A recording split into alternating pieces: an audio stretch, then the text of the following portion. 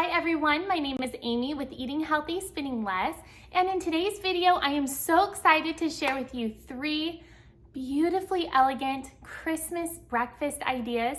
Of course, these can be made any time of the year, but I think they are so festive during the Christmas season, and I'm excited to share them with you.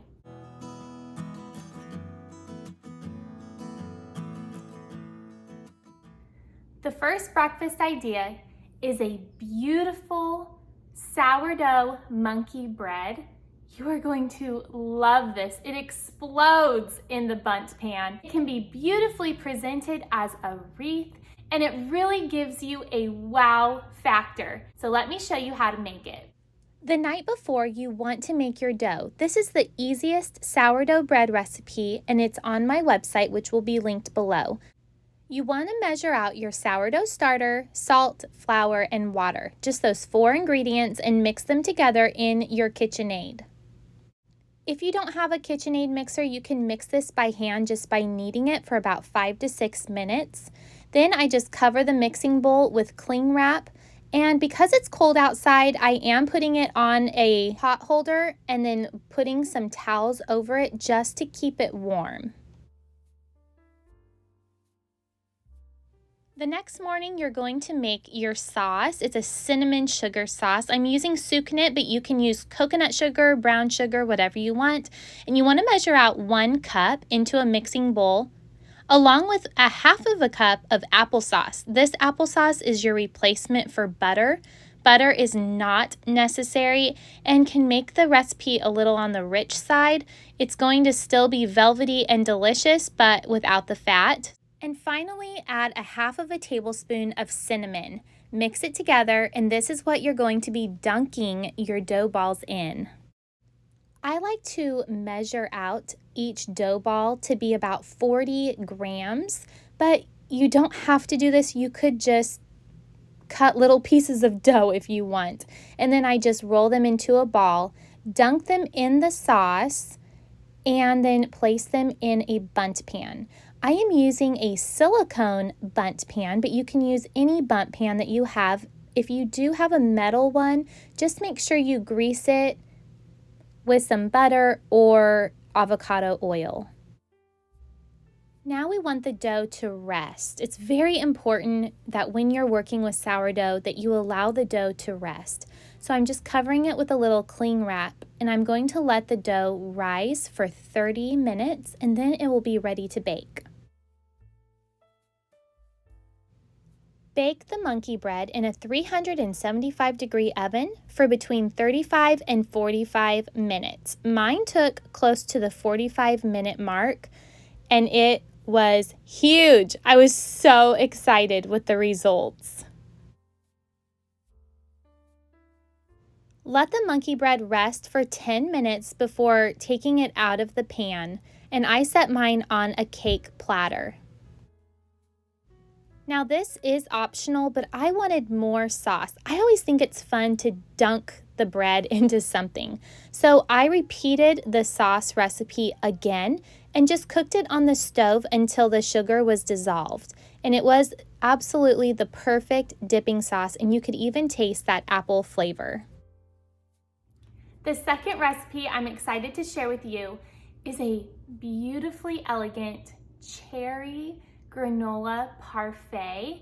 It's so good and so easy to make, and you can definitely make this the night before. If you want to keep the cost really low, you can make your own granola. I have a very simple granola recipe on my website that I will link for you below, but I am going to be showing you this recipe using a Trader Joe's granola. It's about $4 for the bag. I simply bought it for convenience to show you in this video, but by all means, the simple homemade granola is absolutely delicious if you have the time to make it. To make the cherry sauce, you want 1 pound of pitted dark sweet cherries. I bought this bag from Trader Joe's.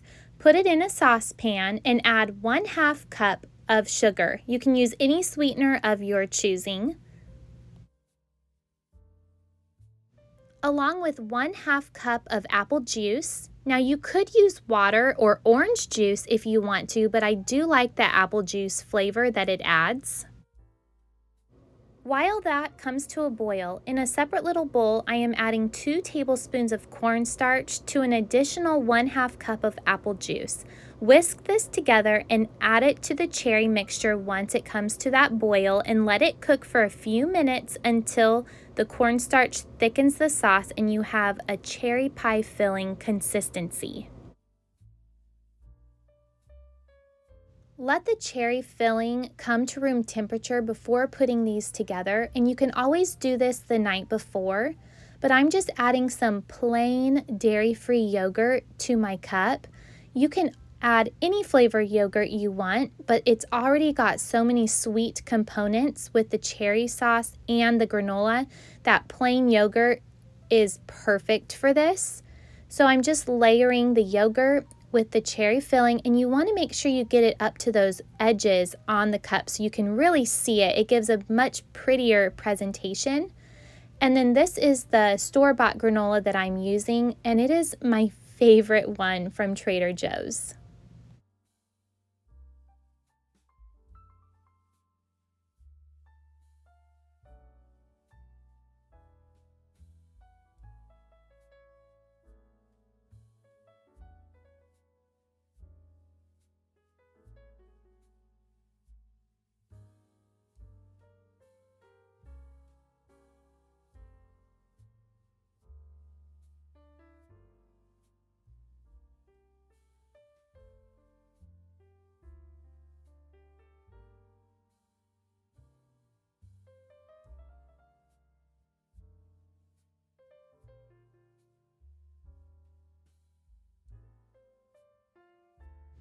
I made this for my kids this morning and it was their favorite. They absolutely devoured this, thanking me for making it. It was so sweet. This one is a real winner and it's so festive and perfect for any special occasion. And the last recipe is crepes. It's the best way to celebrate a special occasion. I just absolutely love these crepes and I want to share them with you. We are making oatmeal crepes. So you want to blend your oats in a blender so that you can get a real fine oatmeal flour. And then we're going to add our flaxseed meal. This is in place of egg. The recipe is on my website. We're going to also add some tapioca starch, salt, and water. That's it. It's so easy, so cheap, and such a delicious recipe. To make the crepes, we just want about 1 cup of the batter, and you're going to use the bottom of the spoon to make swirling motions to create that crepe shape. I want to also add that I did not grease this skillet. Now you might have to do that if you cook these on the stove, but if you are using an electric skillet like this, you most likely will not need to grease it. Once the edges start to curl up, it's time to flip, and this only takes about 1 minute. And then you're going to place them on a plate, but between each crepe layer, you want to put a piece of parchment paper or paper towel, something so that they won't stick together.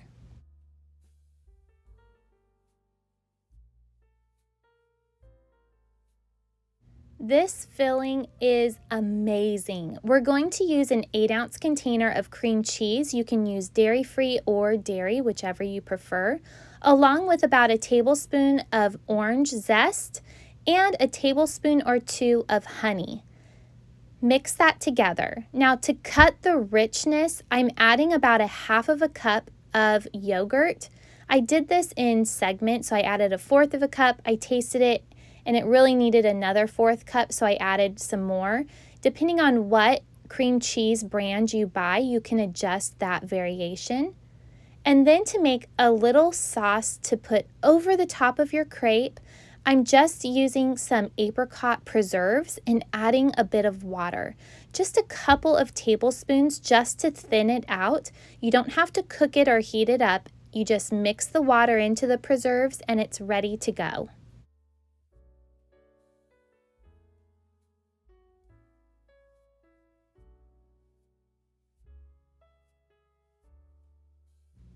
This is a rich and decadent treat that we love enjoying for special occasions. And you can add so many more toppings than just this apricot preserves. You could add a chocolate drizzle, some fresh berries. Enjoy this delicious treat. Now I know all three of these recipes are kind of on the sweeter side. I did that because being plant-based, it's hard for me to share with you recipes like quiche or breakfast casseroles that don't involve tofu or chickpea flour. And I know most of you are not plant-based, and it's easy for you to find different casseroles that you can make for Christmas morning.